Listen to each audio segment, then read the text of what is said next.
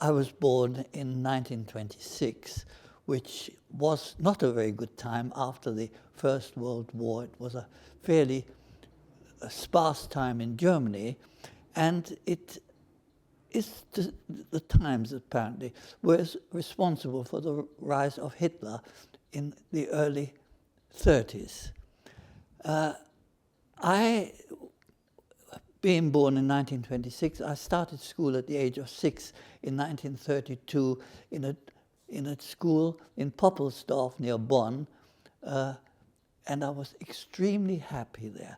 I made many friends in 1932 in my first year at school. 1933, Hitler was elected Chancellor in Germany, and things started changing quite drastically.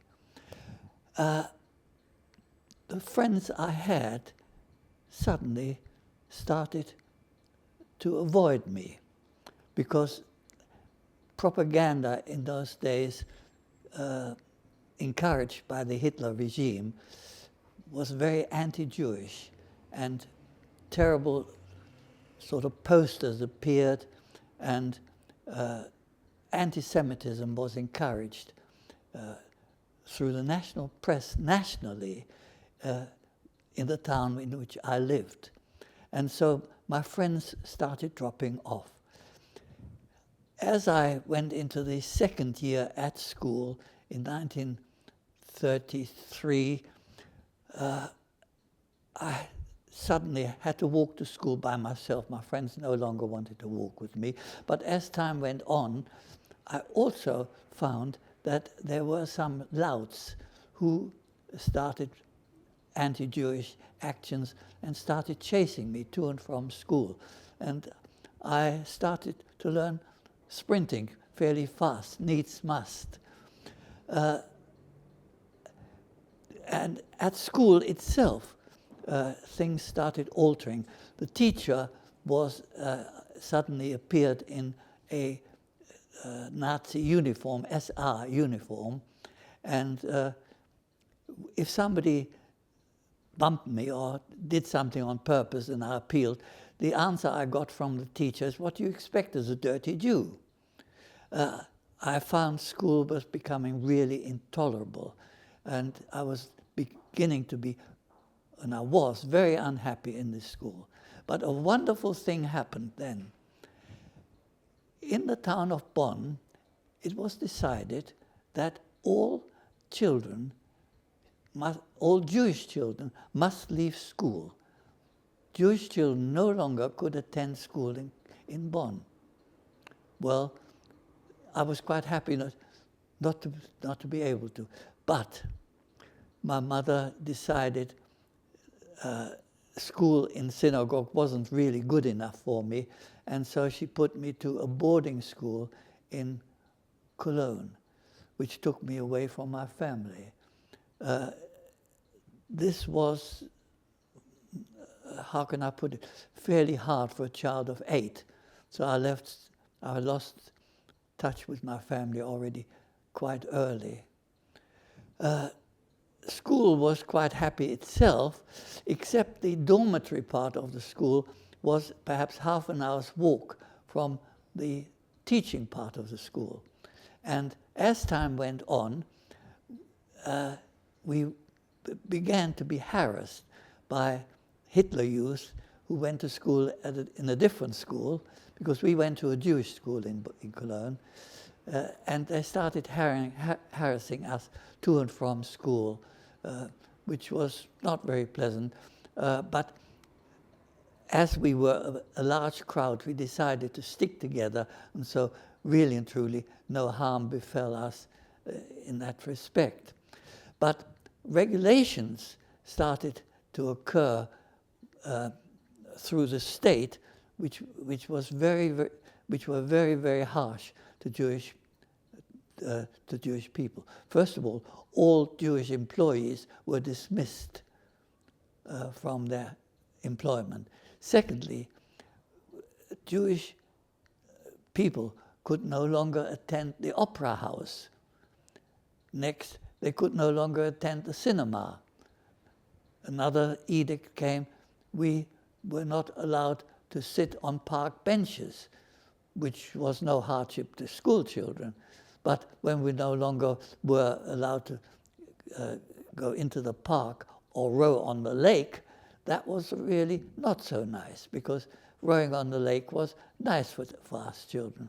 And so things became more and more difficult. Eventually, we were even not allowed to go into the woods. All Jewish shops were smashed. The Kristallnacht, Kristall meant the smashing of glass, and the burning of all synagogues. It was really quite traumatic. Adult men were arrested and sent either to concentration camp or taken into police custody. Nobody knew where they were for some time.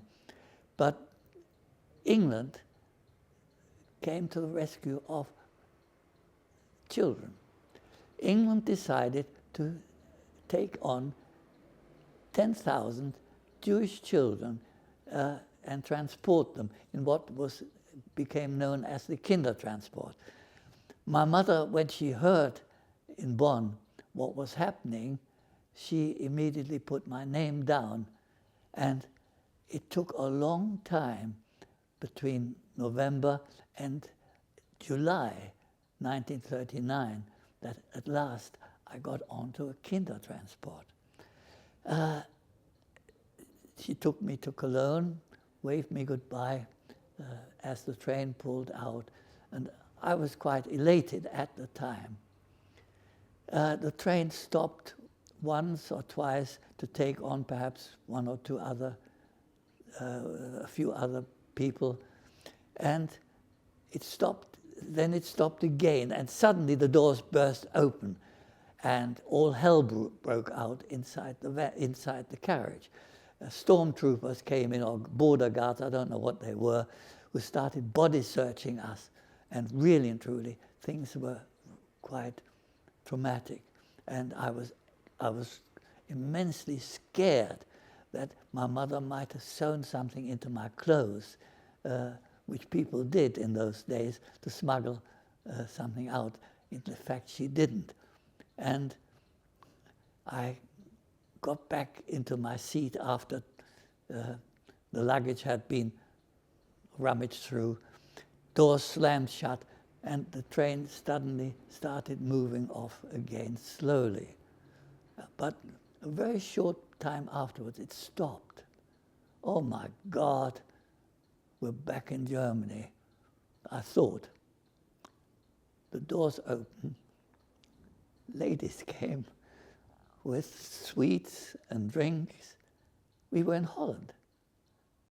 I got to Harwich, went onto the ship, and as the ship left the harbor, I became immensely ill. And all I saw of the water was the toilet part of it. I never saw the sea one little bit. I arrived in England rather worn, and we were transferred to Liverpool Street, and I had a relative in Liverpool Street who was instructed to meet me, and he did, and he took me to the tube. I'd never seen a tube before, an underground train. Wonderful. So I said, life started from there on.